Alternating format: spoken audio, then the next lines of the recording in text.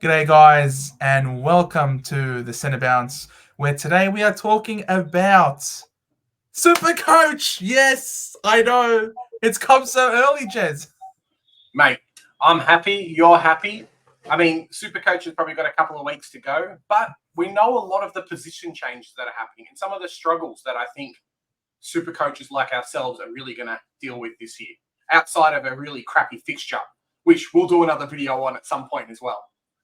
Yes. There will be a lot of roasting in that video, but in this one, though, specifically, we are discussing what are we going to do with our forward lines, because as you've mentioned, there has news that has come out in relation to the changes of positions, and this one's going to be strictly in relation to forward line because, geez, our options have really dried.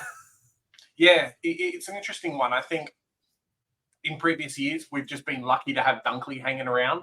And obviously, that's probably not going to happen this year. We're very, very certain that he's not going to get forward status. So, see you later, Dunkley. Quick question before we stop on it. Would you pick Dunkley in the midfield this year? Depending on the price. Depending on the price. Yeah, no, fair enough. Depending on the price. I think in previous years, we've gone really cheap in the back line, and we've known at least a little bit who maybe the top 8 forwards have been, and you pick majority of those, right? Whereas this year, it really feels like, hey, as we'll go through the positions, maybe there's 1 or 2 that we can kind of lock in, and then the rest are just like up in the air, maybe we upgrade everywhere else, and then we just coast in the forward line for a while. Could be. It could very well could be. We were very fortunate this year. We've been also very fortunate in other years that we've had some mid-priced players end up becoming premiums, like Cornelio, for example. Brody. Will Brody was a great option who started off really cheap and became a gun for us, made lots of money. Zeeble the year before, Zeeble as well. Yeah, Zeeble was cheap. He was a mid-pricer, ended up becoming a keeper. Himmelberg the year before was someone who was a mid-pricer, had the role change. You could be like me and carry Harry Sheasel the whole year in the forward line as well. So you could do that. It was a rookie and it's like, cool, that's it. Exactly. So, Harry Sheasel, he's not going to be a forward, unfortunately. We do know who will be. Yes, I don't know if that's your bias or not, but I think I'll still pick him. It is what it is. Well, I'm sure everyone would have seen this article come out 5 days ago, and it is in relation to the fantasy positions, but to the best of my knowledge, it seems that the fantasy positions and the Supercoach positions are mirrored. So what we read here in terms of positions will hold true for Supercoach. Obviously, the scoring, though, will be different. For that, we'll have our trusty old Supercoach page to look at their scoring. Yeah, definitely. And we will start off with, of course, the forward line, because Errol Goulden, Tim Taranto, Connor Ozee, Josh Dunkley, Cornelio, and Butters are all mid only. And Sheasel is defense only. Now, we look at the top averaging forward line players of this year. It's everybody. All of them. Everybody. Sheasel was 8. They're all gone. They're all gone. They're all mid-only, mate. The one of the good things is whenever I make my Supercoach team, and it happened with AFLW Fantasy as well this year, I try and min and max the cash and spread it out and things like that. This year in the forward line, I reckon we can make a forward line probably less than $2 million. So look at how many other premiums you're going to have everywhere else in the team, because no one's going to know who the top 8 are, right? So everyone's picking cheap players. Correct. As you say, though, mate, top 6, there's no more forwards there. Jack McRae, I think, is very lucky. And I don't know if the article says, but Petrarca was very, very unlucky not to get forward status this year. I think he was 2.8% away from getting forward status. Yeah, which would have been an instant lock, because who else are you going to pick, right? Correct. Damn you, Glenn Oliver. Why'd you have to get injured? All right, so we'll continue. So Harry Sheasel's gone. Now, Jack McRae is top of the list now, as we saw there. He is leading the way followed by a couple of other Bulldogs and Caleb Daniel and Bailey Smith, who also pick up forward status going into next year. So it's an interesting one. I don't know if we want to. I think Caleb Daniel was picked a little bit by some people, but I just don't know if you can really put your hopes and dreams on Caleb Daniel this year, especially in the Dogs' backline. Like, I don't think he's going to play forward anymore. No, he shouldn't. Like, I just don't think it's going to happen. So maybe he goes into the backline, but then again, like, they've got so many people there. So yeah, I think it's bait, Joe. Look, it could very well be a fade, and it depends, I think, a lot on the role that he's going to have playing for that Bulldogs team, but you can never be sure because he's playing for Luke Bloody Beveridge, Magneto Man. Who may get sacked halfway through the season. Well, if he does, then Caleb Daniel is straight in my team. Yeah. Because no one in their right mind will be playing this guy at half in the forward line. Like, seriously, man, he's a good kick. His price is not too bad, though, for someone who, averaged for this season. He averaged 93. 93 for a $395,000 player. That's not too bad. Yeah, I mean, as we were saying before, right, this year is all going to be about these type of players. Your Caleb Daniel, I'm not sure what Bailey Smith's price is like, but maybe he's an option depending on that as well. Even like your Tom Lynch coming off from injury. Like, you're going to want to get these people. I think as well, we haven't touched on it yet, but when the DPP changes happen, you either make sure that, hey, I've got money in the bank or I've got good players in that forward line ready to offload. You'll be spending a couple of boosts because I can guarantee you, as we saw this year, there is going to be midfielders playing that time because teams, like, they rotate, right? So there will be players playing that position and we will get options. Yeah. This was Bailey Smith. His $351,500 for the year. He dropped a lot of money this year. I reckon he could be an option. They got to play him somewhere because he might be going to another team. So absolutely. Yeah. So he's one to also keep a really close eye on. We thought maybe he might. Obviously, like, warning though, guys, these are 2023 prices and not 2024 prices. We haven't got spoilers on how much players are going to be. I know we do the hard work so you don't have to, but probably not to that extent. If we had the inside goss, I promise we would have given it to you. So you got Caleb Daniel, Bailey Smith as both possible options moving forward into the next year. We've also got Sam Flanders. Now, Sam Flanders was an infuriating one for many people. It is a little bit surprising what ended up happening with him. And we've got two big J's on the screen now. So this is a wonderful thing. I'm back. Technical difficulties. I'm back. It's all good. He is back. We're now talking about Sam Flanders, who I'm sure a lot of people were pulling their hair out, really, in relation to this guy and the way he started the year slow, and then all of a sudden came back and was a man possessed. 3-round average of 110, 5-round average of 101. He is not going to be as cheap as he was this time last year. No. I know as a North fan, I was very annoyed that he went big and then he actually started playing midfield in his preferred position because we were going to go get him in the trade period. So now he's touching the ball and he wants to stay at the club. It's an interesting one. I think Gold Coast have space for him and he might be. You'd pick Sam Flanders in your team if he was like $350K, right? Yeah, but I don't think he's going to be, unfortunately. No, I don't think so either. Not with an average of 88.4. I think he might be closer to the around. I don't think he'll be too far off this point, to be honest. Yeah, an 88 average player.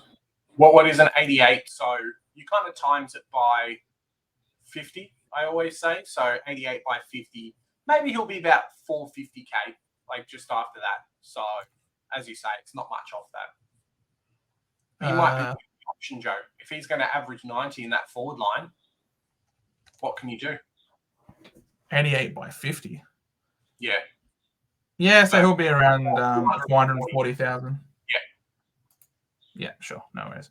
So, yeah, it will be an interesting one. I think Sam Flanders could be one. They haven't added any, they didn't trade for any midfielders to come across, but of course, their draft did include some very talented midfielders. And you don't know what Dimmer's going to do as well. Like, first year in the club, he's obviously going to mould the players. I mean, he said himself 88% of his finals team's already here. Maybe that includes Flanders in the middle. Well, it's not Charlie Constable, that's for sure. No, or Brody. They're both Brody. Correct. Some other options include Ben Keys, Zach Fisher, and Luke Jackson. Luke Jackson got the ruck forward status, so that's going to be certainly a really interesting one. I know a lot of people were talking about if Darcy was to be traded out. Oh, of course. How much of a lock it would be, but it's definitely a wait and see. I think if Darcy gets injured at any point, there goes Jackson straight in the team. And I think some people are going to hold out for that a little bit. Be like, hey, cool, what can we do? Yeah, we'll just wait for Jackson. So depending on price, you might have to be forced to pick him, Joe. Could very well be. I mean, he's Darcy Cameron, right? Average 98. Yeah. He's average 98. So it's going to be. Look, I think at this point, I won't be surprised if I pick him up in my forward line, and if I might have a rookie ruck forward on my bench in the ruck line, and just sort of have that swing there. I think is probably what I'm going to do. I think having a ruck eligible forward is quite useful. I think. Yeah, that's what we found as well. I think we don't know as yet what's going to happen with the early buys in the AFL season, because obviously some teams are playing round zero and then some teams are not playing round zero. So it is just a wait and see with that.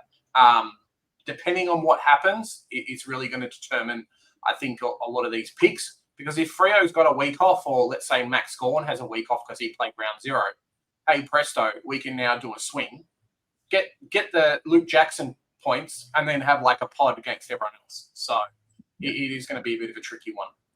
Yeah. Someone who was a bit of a pod, as people disbelieved in his ability to perform, and then there were others who were convinced and were able to get on and got on to him. Ben Keys, he will be forward eligible in 2024. Yeah. Is he worthy of selection though? I had him in my team and it really hurt. There were some weeks where, he made a 90 or got to 100, but I was versing a lot of other players. I think he's a start, and I think he'll be if that 36 hurt, man. It's a start, and then depending on price, we can start him. You won't be keeping him that long, though. You wouldn't imagine him to be a keeper. I agree. An 80 average for the season, 81 technically at 0.6 you round it up, but it's not really what you want in relation to the averages. I mean, compared to McRae and Jackson, 81 is pretty far down. I mean, Taron Thomas was did end up doing better. Darcy Cameron, he's kept his forward status. So I'm definitely more inclined to go Darcy Cameron over Ben Keys. Yeah, I think so as well. Even just the fact that he's probably still going to be a ruck forward as well. So there's another player for you. Yeah. Adelaide's a tricky one. I think in previous years, when picking up these type of players that we're going to be forced to play this year, guys, we've had to really take into account not even just the player, but also the team that they're in.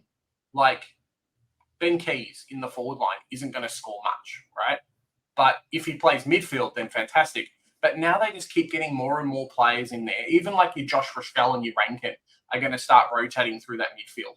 So if Ben Keys gets relegated to a forward pocket or a half forward, he's just not going to be worth it. So it's something that you really, really have to take into account and take that with you next year.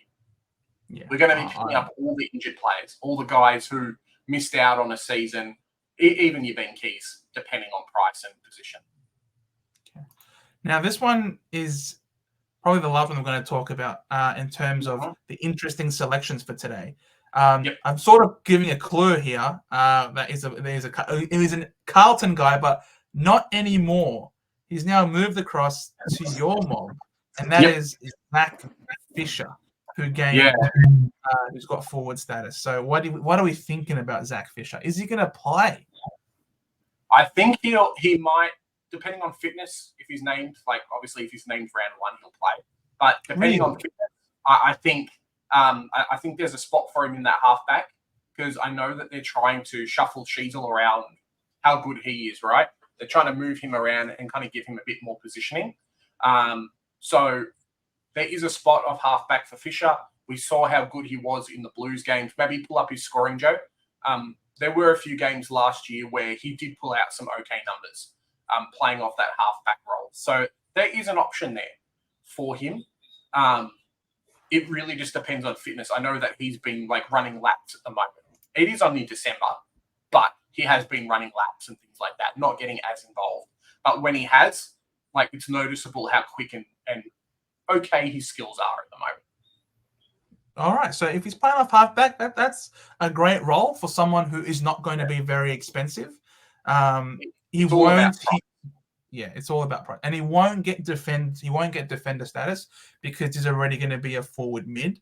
So, but still, if we can get a forward in this setup where we've lost 7 forward primos, if we can get a mid-pricer who's playing in the back line, this almost seems like a Zeeble or Aaron Hall situation all over again, except he probably won't get as many kick-ins, right? Yeah, and you probably won't keep him for as long either. Like, I know, obviously, former North Melbourne captain Jack Zeeble ended up keeping him all year.